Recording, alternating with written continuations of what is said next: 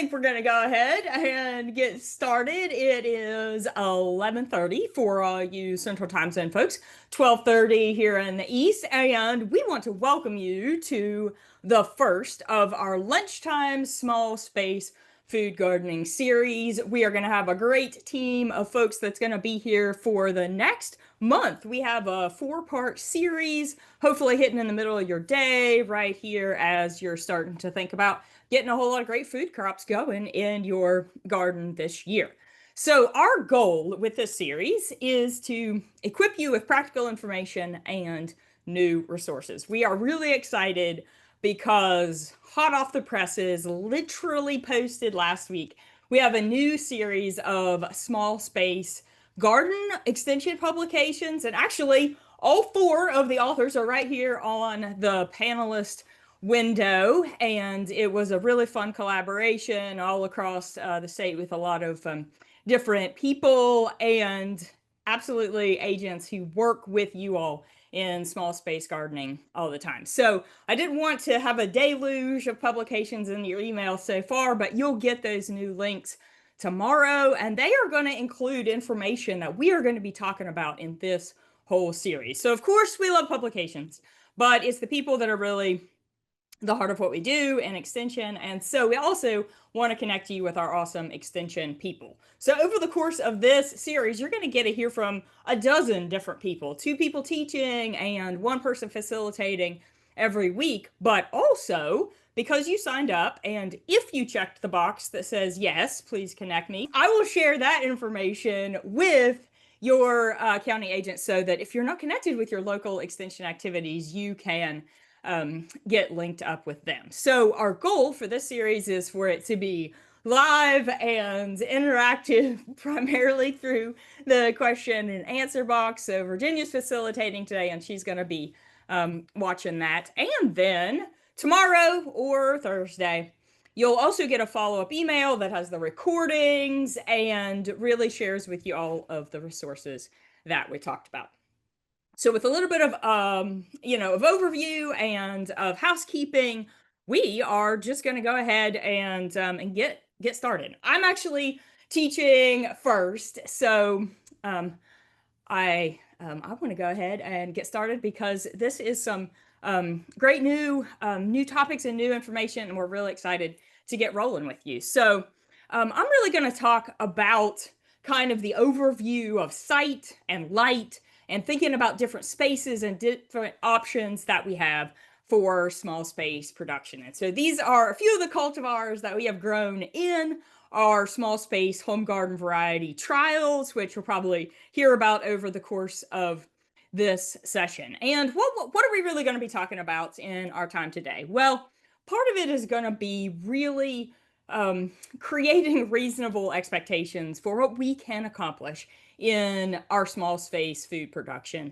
areas. And I think that it is safe to say that all of us who are going to be teaching and interacting with you have had both successes and not so successful experiences with small space food production. So we've learned a lot. We certainly have more to learn along the way, but we want to help you get started towards success. So we're going to talk about some of the nuances and interesting elements of outdoor sites and growing systems, as well as a few options for indoor sites, because we want this to really be applicable for everybody across the state, no matter what sites or options are available to you to grow home food crops. So that's going to be the first, 25 or so minutes. And then Amy is going to take over from Nashville, and she is going to be talking about vegetable favorites.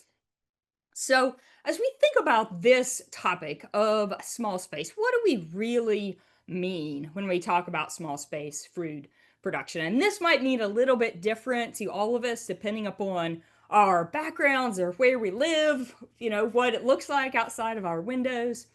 But what we mean when we talk about these systems is we want them to be accessible to everybody, no matter where you live, no matter your experience level, and across a varying cost spectrum.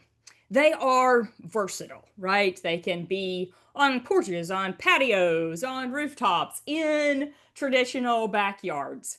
And there's a lot of different crops that you can grow in these systems. They're scalable, right? You can start small and really build up as you gain experience and success.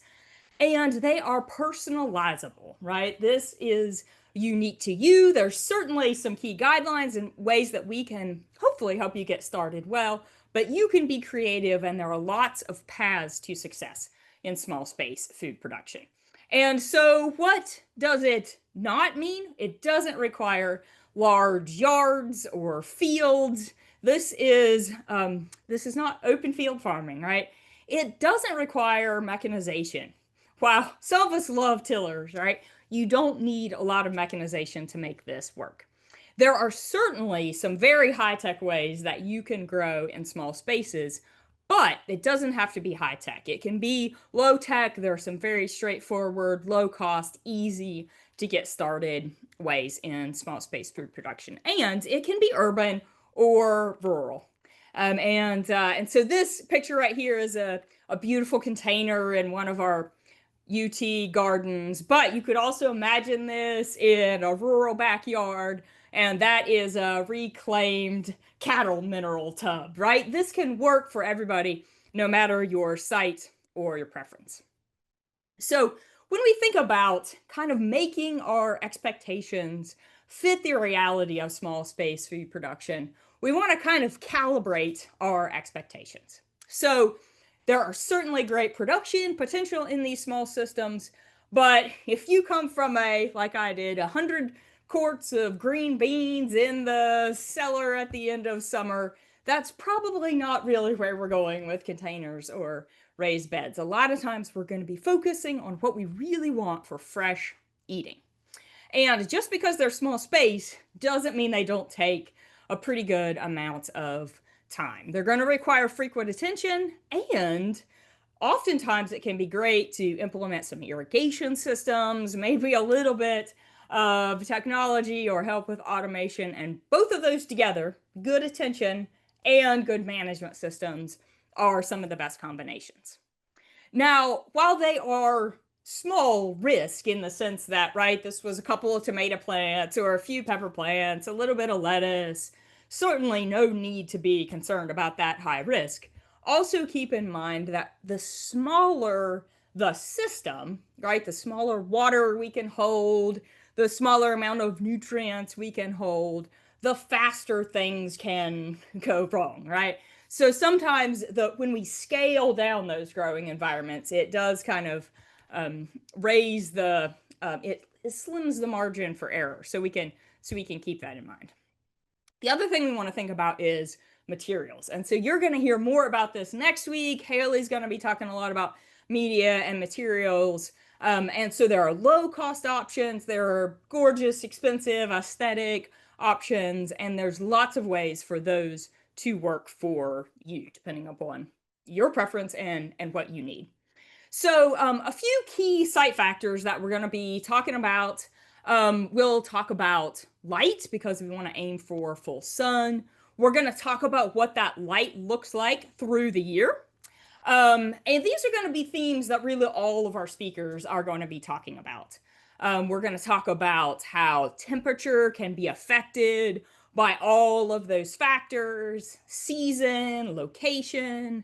We're going to think about how the air moves in our site and how those elements impact how, right, our containers dry out and all of those sorts of things. So all of these kind of key site factors we're going to be talking about through the course of our training. And what I really want to do is talk about some of the systems that we have at our disposal and ways we can use them in our small space food production. So maybe one of the most common is, of course, the backyard raised bed. And it's great because you can use your native soil if it's high quality, or you can fill it with different things. There's lots of variability as far as size. You can place that in the backyard in a location where it can optimize light. You can fit a large number of crops in there, and it's a pretty large rooting area that holds quite a bit of moisture. So there's lots of reasons why this can be a really great place to start with small space food production. However, it is large. It's heavy. These are not very movable systems, so you do need at least a semi-permanent site.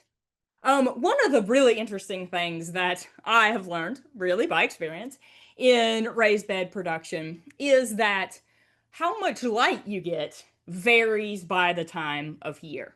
And so these are just some really interesting numbers that I thought you all might find interesting as well. And it's talking about the length of shadow that trees produce at different times of year, right? Because when the sun is higher in the sky, we have shorter shadows, right? This is a 15-foot tree.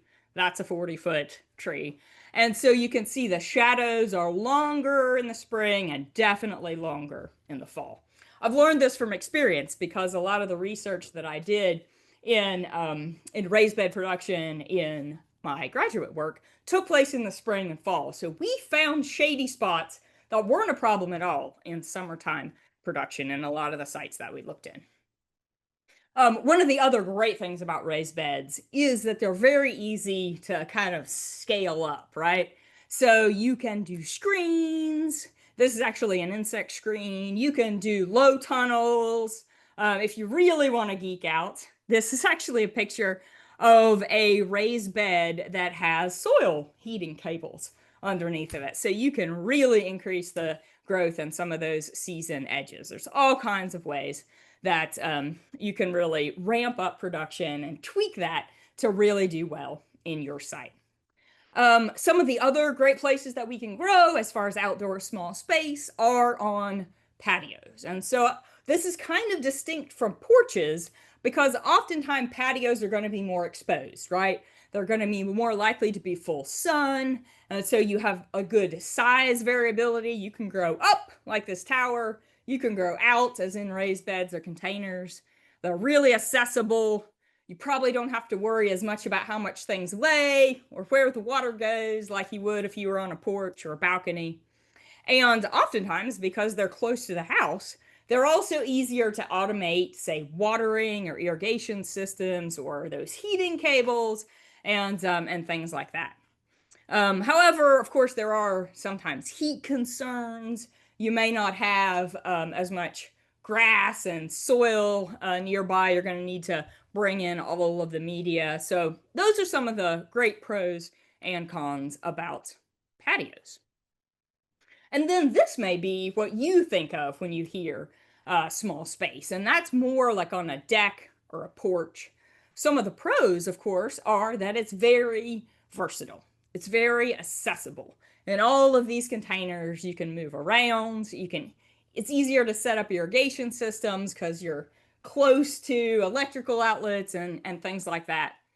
But keep in mind that what looks like a great seeding rate in the early part of the spring can get to be quite a watering management element in the later part of the spring or the early part of the summer. So you're going to have less margin for error in these smaller systems.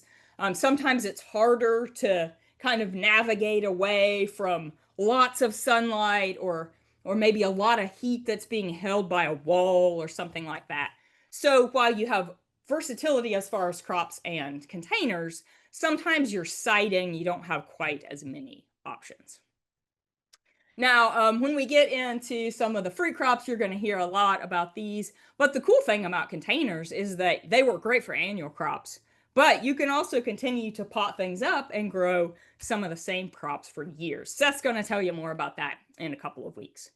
The final couple of systems that I wanted to share from outdoor are actually just a few novel but really successful systems that I have used. This is a small scale hydroponic system. You can see the reservoir down here, as well as all the crops that are growing vertically in this channel, and it just has a steady stream of water that's being pumped through it. So it's really accessible. It's very easy to use as far as simple watering and fertilizing, and it's close to electric. You can see there, really easy to get to there on the porch, a lot of crop options. However, this is a few $100s. So with that kind of ease of operation, you have a slightly higher initial cost. And that's often what we see when we kind of get into the nuances of these different systems. With ease of management, oftentimes higher cost. Now, I know that many of you may not have this type of option, but as we start to think about what this might really look like in urban environments, I actually just wanted to share a little bit about some of these rooftop pros and cons. This is actually right outside my window right here. So some of the great things are that it's generally high light. This is actually a third floor rooftop garden. So the fourth floor does in fact create some shade, but there can be lots of ecological benefits. It's very accessible for residents of those buildings, but you do have some nuances as far as how the light patterns lay on the growing area. There can be higher wind, there can be limitations for media and things like that. So it can be a really awesome opportunity, but there are certainly unique nuances to some of those types of systems. So we've kind of talked about some of those interesting elements as far as different locations and places that we can grow outside. And now I want to get down to some information about sight and light and how we can make it more real and practical in our growing environments. So lots of times when you hear us talk about vegetables and light, you'll hear us say fruiting vegetables, right? 6 to 8, maybe even 10 hours of light is ideal. You can get by with a little less than that for leafy crops. Well, that's a great rule of thumb, but when we start to talk about, well, what does it look like under a porch? Or, do I really get that in my shaded patio? All of these things start to get a little bit more complicated. So how can we make these really unique and practical to our sites? Well, I'm going to share a little bit of geeky information, but hopefully we'll make this practical to your site, and I'll show you some real life examples.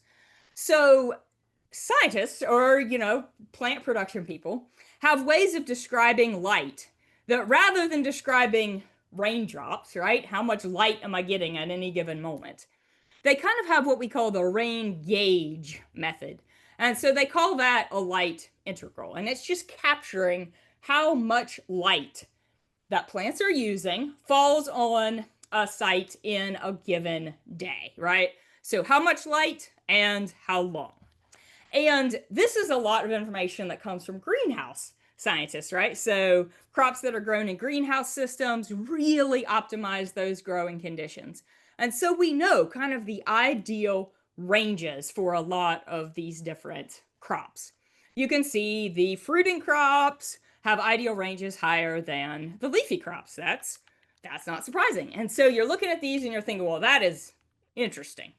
However, I don't have any idea how much light my site is actually getting. Well, the climate scientists are doing that type of work as well. And so we'll share links to this map, but they actually measure light all over the country all the time and create these light maps so that we know how much light is being received on our site across the entire year.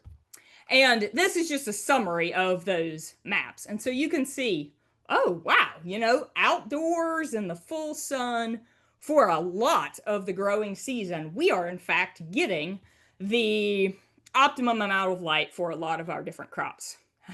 Not in the winter months, clearly, but definitely in the outdoor months. However, when you think about, well, what does that look like on my porch? Or what does that look like indoors or in my greenhouse? There are actually some really simple ways that we can start to get at these measurements ourselves. So this is an app that I have on my phone, which is probably what y'all will find the most accessible, but you can also get pretty cost-effective small meters, which allow you to make some of these measurements. And that is what a lot of the information that I'll present is really showing you what this looks like in real life. So what we want to do is really figure out how we can kind of assess the light that we're getting and make the season work for us, right? So here we go. This is a hypothetical porch. This is an image that comes out of our new publication. And we'll just kind of imagine that that this is a porch that we're growing on in Tennessee. And so the sun sits higher in the sky in the summertime. And so the light patterns and where it hits on that porch are different, right?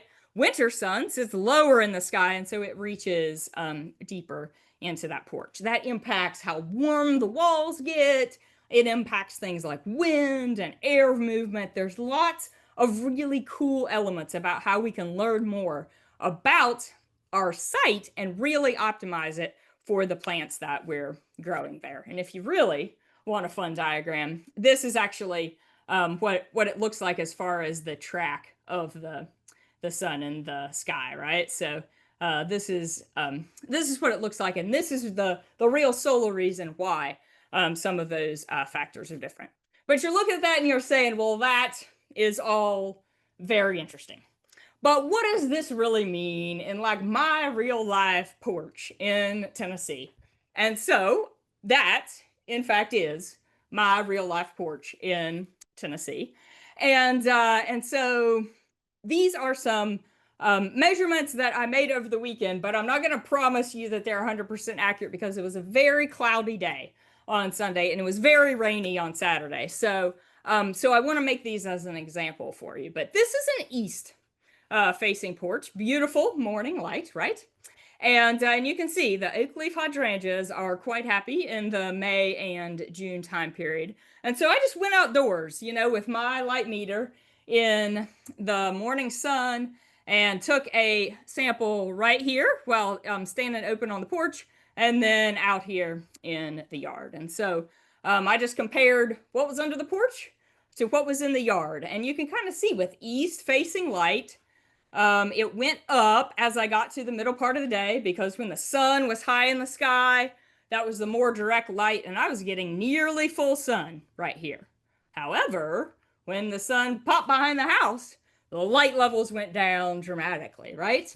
And so what I found with my, back of the envelope calculations is that I was only getting a little over a third of, full sunlight on my porch in May in Knoxville, right? And so that might be great for leafy crops, but if I want to grow gorgeous tomatoes, that may not be enough light. And so these are like some really practical ways that we can make this light information work for us. The last couple of comments that I just want to make are really thinking about what this might look like if we took some of these concepts inside, right?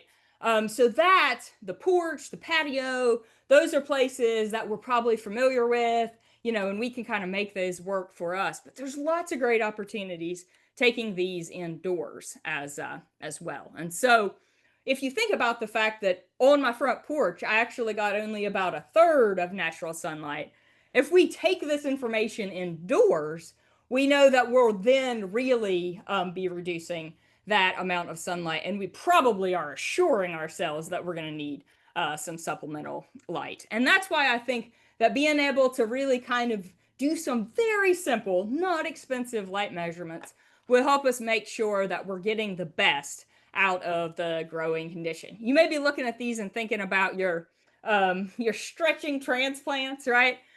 Indoor sites really reduce the light quite a bit. And so I am right on my time, so I'm going to give you one real life example, and then I'm going to turn the floor over to Amy for some awesome crop talk. So here's a real life example. My data on my own porch is kind of sketchy because, I'm not there very much, but my data here at the office is actually really good. So this is a real life example from last week here. And once again, I have a beautiful sunny morning sun facing window. And I measured outdoors on the bench and right here in my windowsill.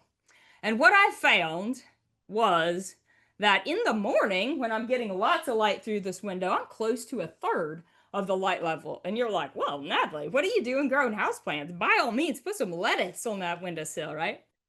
Well, here's the interesting thing, right? When we start to get shady outdoors, that indoor light level just really reduces dramatically. And so you can see why the peperonia are happy, but I don't have any tomatoes that are growing right here.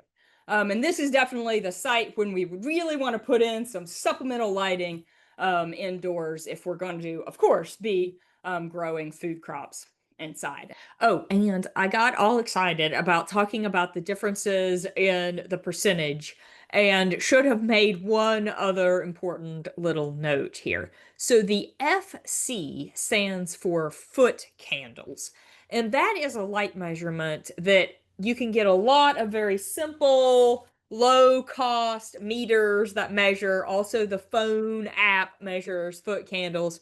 That's more a human eye type of measurement. Photographers use it a lot in those types of measurements.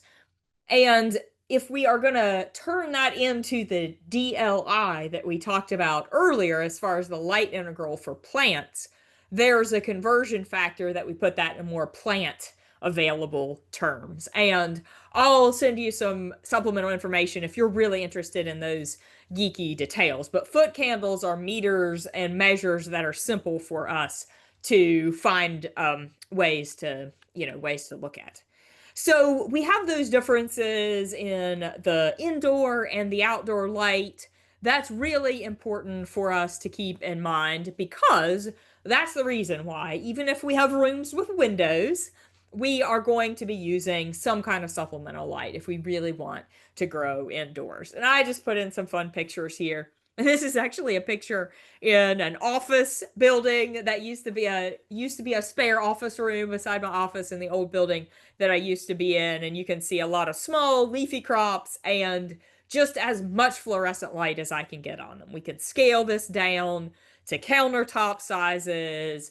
And in the indoor plant publication that I'm going to send you a copy of in the email tomorrow, we actually have some useful information about how much light and how long you would need to use that light for some of the most common plants that we're going to grow. And so once again, this is in the foot candles territory, and we can make that using these, very basic types of light measures, whether on our phone or whether on a small light meter.